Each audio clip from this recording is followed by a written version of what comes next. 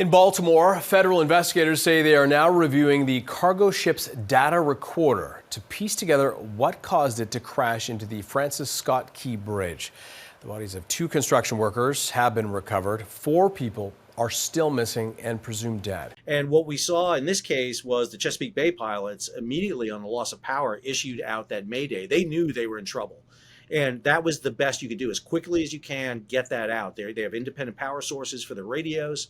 They sent that mayday out. And understand, 4 minutes doesn't sound like a long period of time, but it would have flown by in a second and at the same time be the longest 4 minutes in their lives as they were on that vessel. So they knew they had to do everything they could. What we don't know is what caused the power outage. Was it a bad fuel?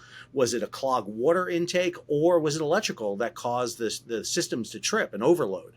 Again, having sailed, when you're on a ship and things go quiet, it's the worst sound you've ever heard. It really is. It's horrifying because you've lost control. There's nothing you can do. I mean, you're literally at the mercy of inertia and currents and winds. I mean, when you lose power, you lose the propeller, you lose the rudder. So, I do have a question that when the emergency generator came on, because we see it, I mean, when the power comes on, that was the emergency generator.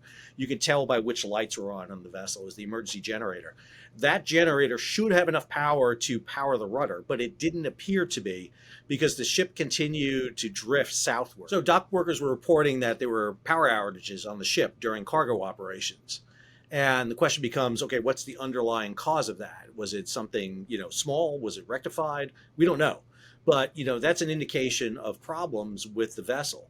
And that should have been communicated to the pilots who are Chesapeake Bay pilots.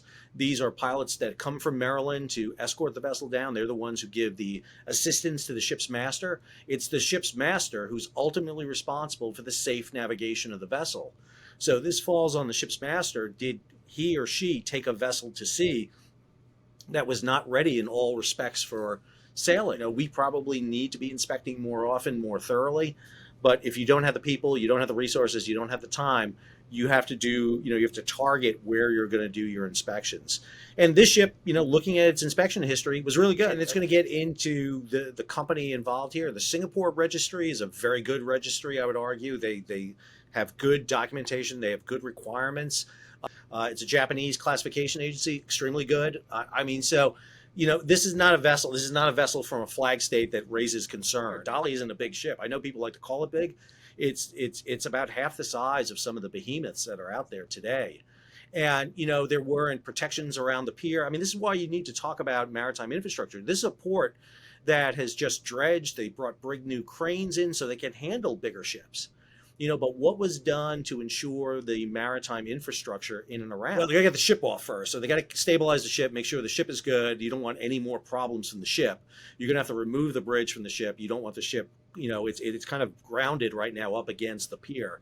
So you don't want to pull it off and it winds up sinking on you. Well, I think, again, we're going to have a very laborious, long, kind of detailed look at this by NTSB and everybody. I would like to see a very quick kind of, quick assessment report. Something we get from the FAA, we don't get from NTSB sometimes, is these quick elements. What was the underlying cause? If the issue was an electrical problem on the ship, and we know then there should be an immediate notice that goes out to all the ports to make requirements so that if there is an electrical problem during a loading operation, it should be reported to the local Coast Guard district. That's something that can be done very quickly. Most of the time, we take for granted that everything works the way it is. It's these moments when something goes wrong that we start changing regulations. In the shipping industry, regulations are written in blood, and this is unfortunately what you tend to see.